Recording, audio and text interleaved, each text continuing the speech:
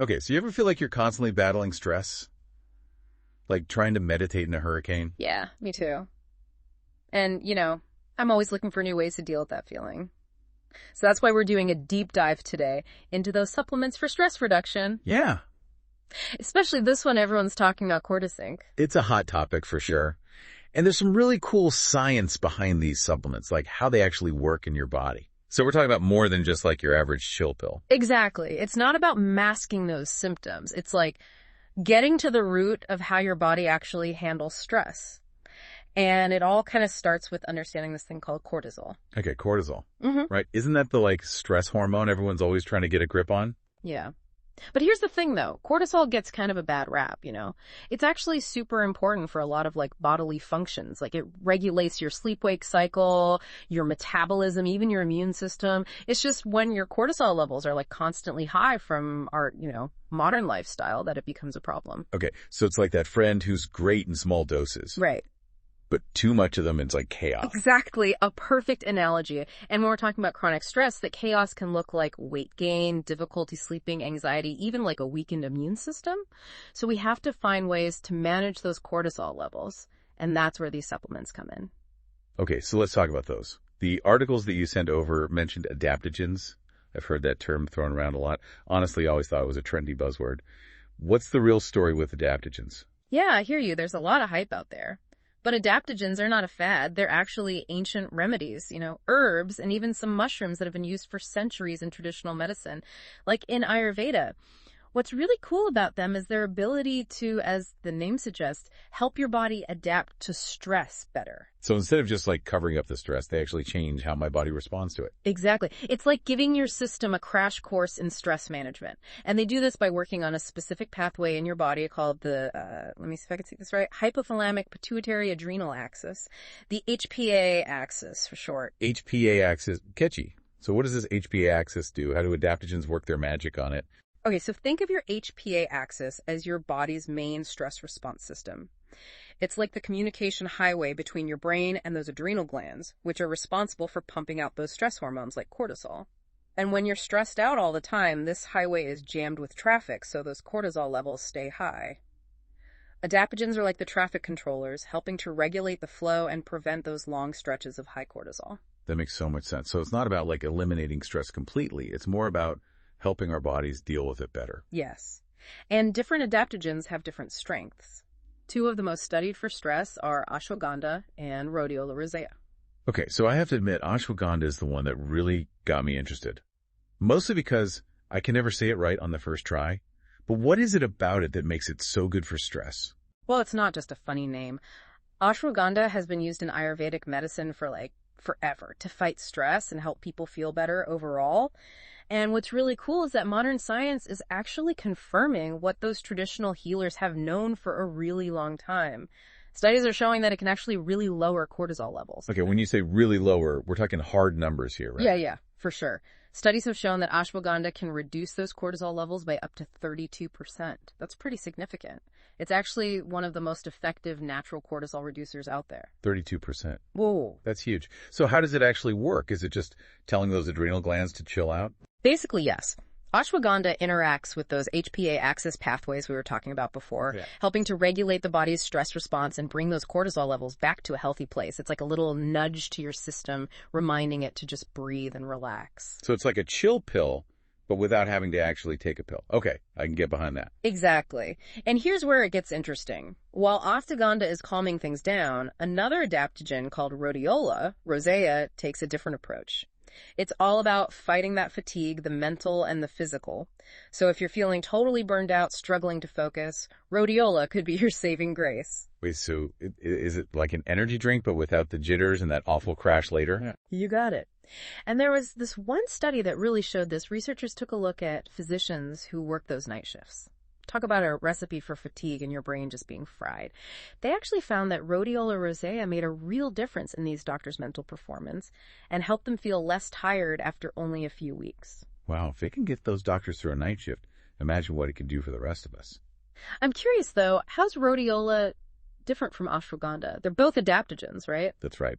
But they work a little differently. Yeah. While ashwagandha mainly focuses on regulating cortisol and calming that stress response, rhodiola seems to have a more direct effect on neurotransmitters in your brain. Okay, well, hold on. Break that down for me. What are neurotransmitters? What's rhodiola doing to them? Okay, so imagine neurotransmitters, like little messengers in your brain. They have a huge role in your mood, focus, energy levels, even things like motivation and pleasure. Rhodiola seems to affect the levels of key neurotransmitters like serotonin and dopamine. Those are the ones that make you feel good. Okay, so it's not just like masking fatigue. It's actually messing with those underlying brain chemicals that make you feel energized and focused. That's pretty cool. It really is. And get this, there's some research out there that suggests that rhodiola could actually protect your brain too, like shielding it from the damaging effects of stress in the long run. So it's like a bodyguard for your brain, protecting it from stress. I'll take two. But before we move on, I have to ask about something else I saw in the articles. Oxytocin. It was mentioned in the context of managing stress. And I know it as the love hormone. Am I wrong for thinking that cuddling my dog is a stress reduction strategy? You are totally on the right track. It's not usually something you'd find in a bottle, but oxytocin is a naturally occurring thing in your body, and it has a huge role in how we deal with stress. Hold on a sec. Neuropeptide. That's a mouthful. How does oxytocin fit into all of this? Okay, so neuropeptides are like those tiny messengers we talked about, but instead of going through your blood, they're zipping around your brain, sending signals that affect everything from your mood to how you act socially. Oxytocin in particular is released when you have those positive social interactions. You know, that warm and fuzzy feeling you get when you hug someone you care about or when you're with close friends. That's oxytocin doing its thing. Okay, so maybe science really does back up my whole dogs cure everything theory.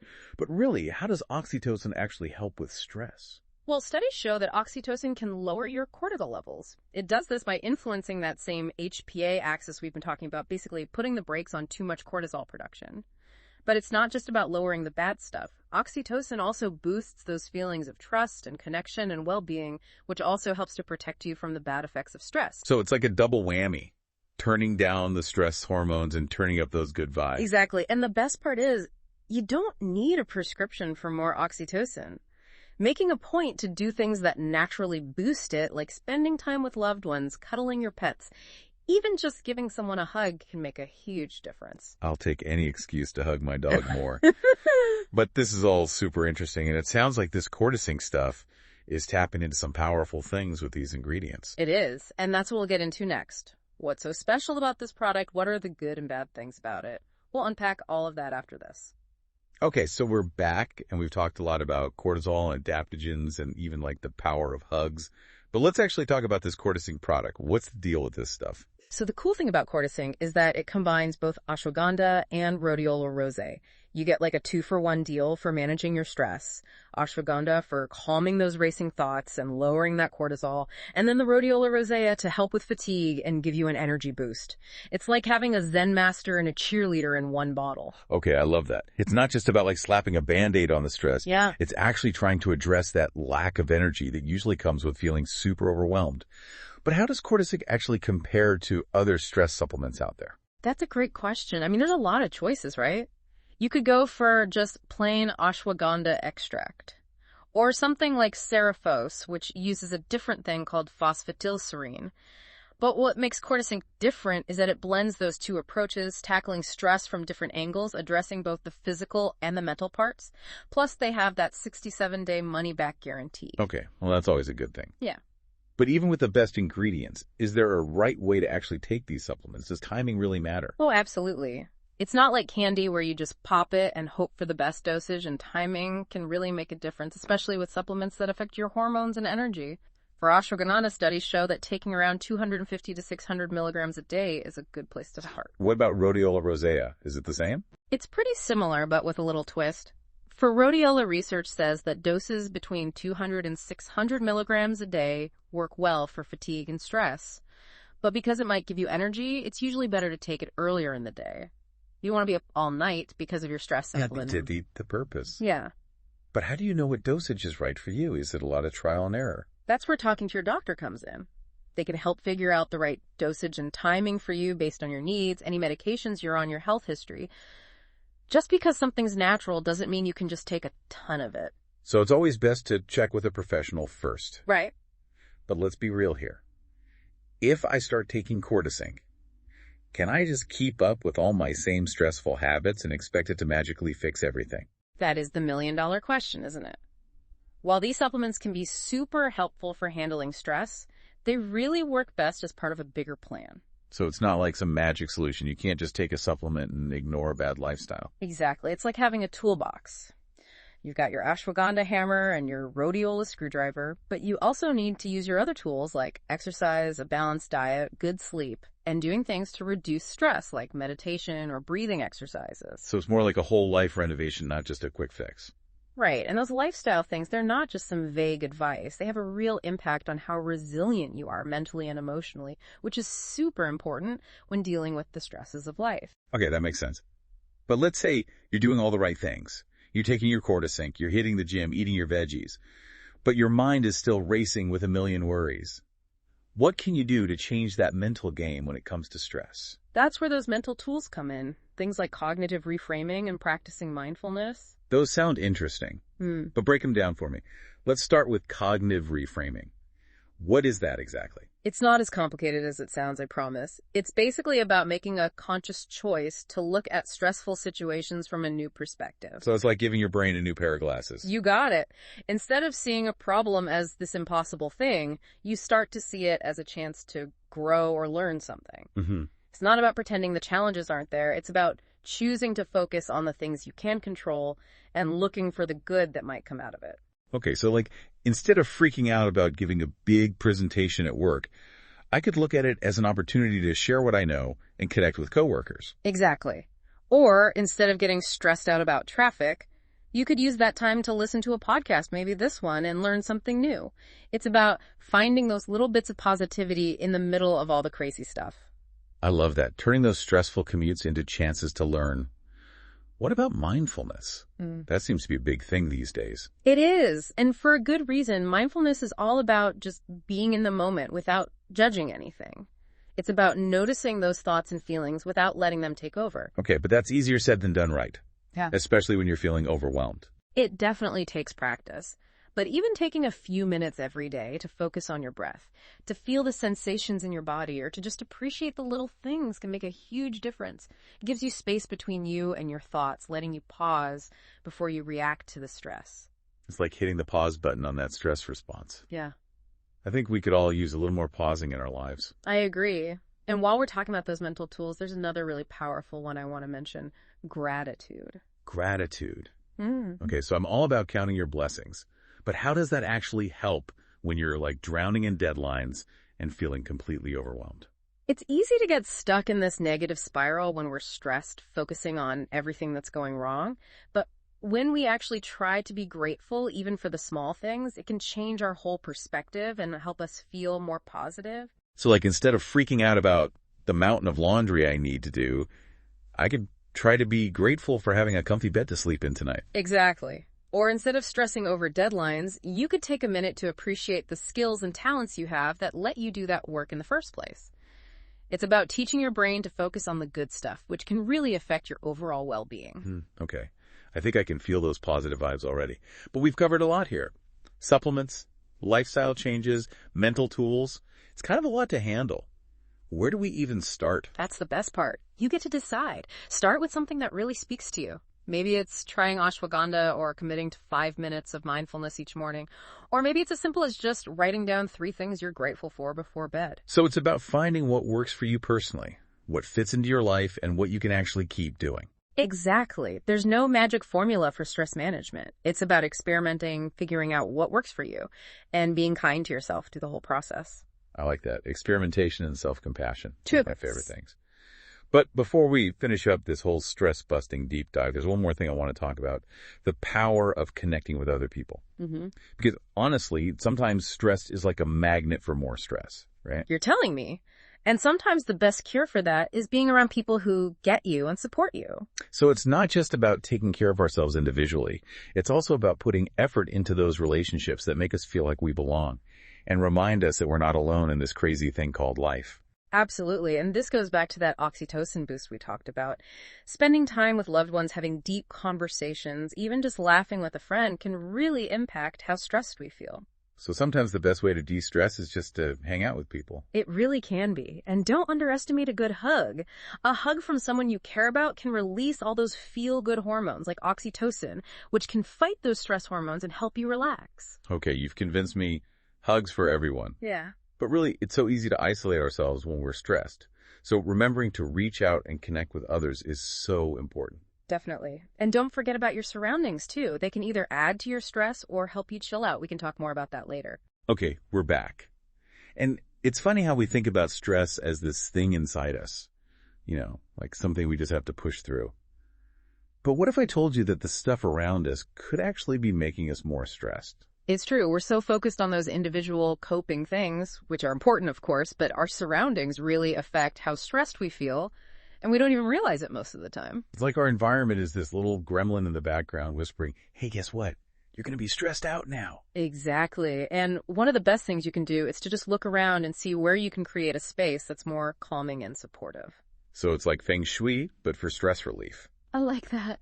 Our physical spaces really do affect our mental and emotional states. Yeah. Clutter, for example, can be a huge energy suck. It bombards our senses and just creates this feeling of chaos, even if we don't realize it's happening. Okay, this might be a little too real. My desk is basically a monument to organized chaos. Maybe that's why I can never focus. It's definitely something to think about. Even little changes like clearing off your desk, making a special area for relaxing, or adding some plants to your place can really make a difference. So out with the clutter, in with the plants. What about our digital spaces? Asking for a friend who may or may not have like a zillion unread emails. Oh yeah, the digital overload is real. Those spaces can be just as stressful as our physical ones. Those constant notifications, the pressure to always be on, endlessly scrolling through social media. It's exhausting. It's like our poor brains weren't meant to deal with this much information all the time. It's no wonder we're all so burned out. I know, right? And that's why it's so important to set boundaries with technology. Choose specific times to check email and social media, turn off those notifications that you don't really need, and give yourself permission to just disconnect and unplug every now and then. Your brain and body will thank you. I think I could feel myself relaxing just hearing you say that. But decluttering is one thing. How do you actually create a space that's intentionally calming? How do we get a little more zen in our surroundings? This is where you can have some fun with it and tap into things that make you feel relaxed. Think about those calming colors like blues and greens, soft textures like cozy blankets and pillows, and don't forget about scent. Okay, but what about listening to this podcast? Does that count as stress-reducing sounds? We like to think so. But seriously, making playlists with calming music, whether it's classical nature sounds or even just your favorite chill music, can really change your energy and create a more peaceful vibe. It's like making your own personal spa day for your ears. Exactly. It's about being intentional with those sensory experiences and making them work for you to create a space that supports your well-being. So as we wrap up this deep dive on how to deal with stress, what's the main thing you want our listeners to remember? What's that one thing they can start doing today to feel more in control of their stress? We've talked about so much. The science behind stress, those adaptogens, lifestyle, changes, mental tools, and even making our spaces better. It can feel overwhelming. It really can. It's like I need a whole life makeover just to feel less stressed. And that's exactly why if you only take away one thing from all of this, it should be this. Start small. Pick just one thing that speaks to you and actually commit to making it a part of your life. So instead of trying to do everything at once, which to be honest just sounds stressful, we're talking about those tiny changes that add up over time. Yes. And remember to be kind to yourself. Managing stress isn't about reaching some finish line. It's a journey, and it takes effort in making changes along the way. Some days will be tougher than others, and that's fine. The important thing is to keep coming back to the things that make you feel good. Keep trying new things to see what works for you, and remember that you don't have to go through this alone. I love that. It's about making progress, not being perfect. And it's about finding those resources and strategies that help you deal with all the stressful stuff that life throws at you with a little more grace and resilience. Yeah. And hey, if you ever need a reminder of those strategies, you know where to find us. That's right. We're always here to help you on your journey to a less stressed, more awesome you. So until next time, remember to breathe, be kind to yourself, and maybe go give someone a hug. We'll see you on the next Deep Dive.